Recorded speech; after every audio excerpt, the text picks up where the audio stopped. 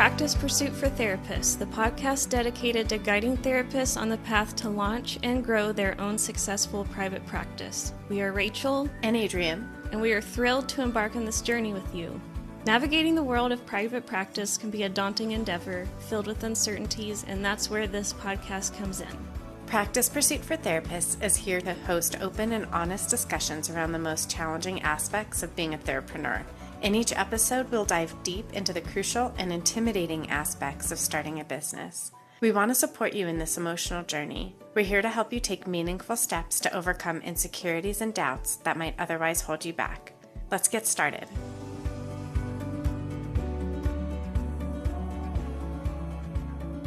So I'm Rachel. I am a therapist in Virginia. I have a practice that I started in Colorado and moved into Virginia. I see about 50-50 Colorado and Virginia clients, and I'm all virtual. I started my own practice about 4 years ago. I did half-time work on the side on top of my full-time job and just built my caseload until I felt confident and comfortable enough to make the leap. I really think that having a private practice is the best way to have the work-life balance you want and also to make the money you want. And I get really excited teaching other people how to start a practice because I think it's a lot of work. It's hard, but it's not that hard. It's doable for anybody. So I'm excited to do this podcast with my friend Adrienne and make some of this knowledge more accessible. I'm Adrienne, and I'm also a clinical social worker. I'm in Colorado, and I have been in private practice on and off for about 4 years. I've done private practice within an agency and then now on my own. And I can say that being on my own has been the most lucrative and the best decision I've ever made for myself. It's given me the ability to have the balance that I need in my life and make a better income than I've ever made in any of my other W-2 jobs. When I was thinking about starting private practice, all of my friends in private practice said, do it, it's the best thing, it'll be so good. And I was so afraid, and I am so glad I took the leap because it is not as scary as I thought it would be. And I'm hoping that with this podcast that we can share what we've learned in this process and make it less scary for other people too. Totally agree. I didn't really know a lot of people in private practice. I think I had one other friend that was starting her practice about the same time I was starting mine. But the person that really encouraged me to start my practice was my therapist at the time. I was terrified, but I took the option of doing it slowly on the side. I think there's a lot of information between the two of us that would be really excited to share. So Adrienne and I have been friends. We were trying to do the math the other day, 7 or 8 years. We actually met working at a hospital in Colorado, in Aurora. You stayed at the hospital a while. I went on to another job, but we stayed in touch. And now that we're both in practice, we just talk regularly. And we decided to start this podcast and try to make some of this information more accessible. Yes. Yes to all the things. So, Adrienne, tell me what some of your hopes for the podcast are. My hope is that we can be real and honest and talk through setbacks and struggles and the barriers that we run into and problem solve together, even throughout the podcast, because this is the real part of private practice that I think is so intimidating to get into, is when you come up on the challenges and up on the barriers that you couldn't anticipate or you didn't even know the things that you didn't know, and working through them, I think, would be so valuable for other people to hear and be able to pick from the things that they need as they go through this process. Totally agree.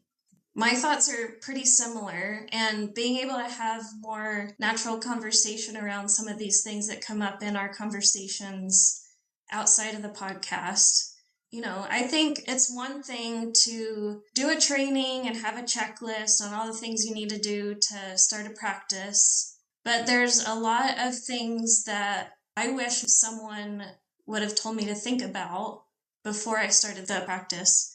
I just kind of had to do trial and error and Google search and talk to peers and figure out how to do it along the way.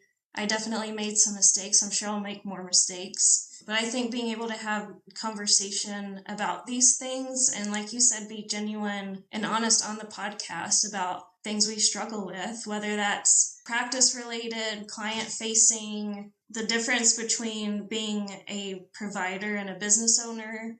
There's lots of things that come up that I never would have thought about before starting the practice. And I want to help people have easier access to thinking through those things and be a little bit better prepared than I was. You know, what I love too is that you and I are at different stages in our practice. We have some similar things that we're doing, and we have some different things that we're doing. And I think that is such a cool place to talk through, you know, why I'm doing things the way I'm doing them, you're doing things the way you're doing them, and just being real about, you know, there's not like a one size fits all way to do private practice, and there's a lot of freedom in that, which is pretty cool.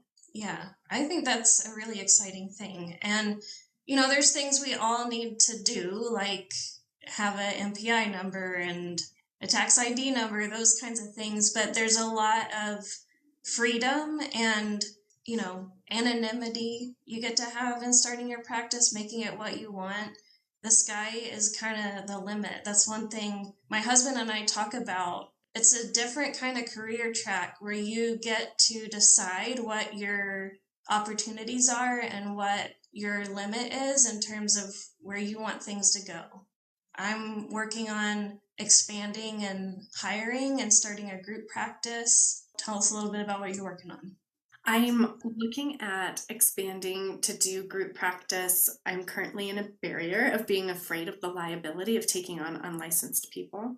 And so I'm looking at how do I expand to the licensed group to bill Medicaid. So, you know, because I'm licensed as a business with Medicaid, and Medicaid is a pain to get your credentialing done with. And so if I can offer that ability for people to be credentialed under my business with Medicaid, and then, you know, even if it's only for 6 months or a year until they decide they want to do it on their own, in this economic situation that our country is in right now, I feel like Medicaid is just expanding, and there's going to be more and more people on it because things aren't getting cheaper and the job market is not getting better.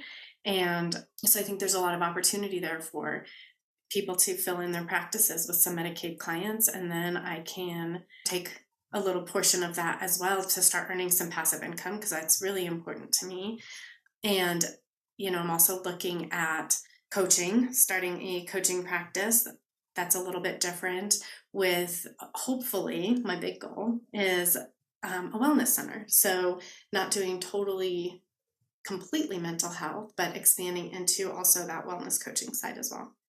Awesome. Yeah, I've been working towards adding the coaching to my practice as well, because I feel like that naturally comes up a lot, and why not turn it into something you can make a profit from? And I like having variety in the ways I make money and the ways I interact with the community. Absolutely. Me too, because we all know burnout too well. Yeah, definitely. Thank you all for joining in and listening to Practice Pursuit for Therapists. Please like, subscribe, and share if you loved this episode. We appreciate you all, and we'll see you next time.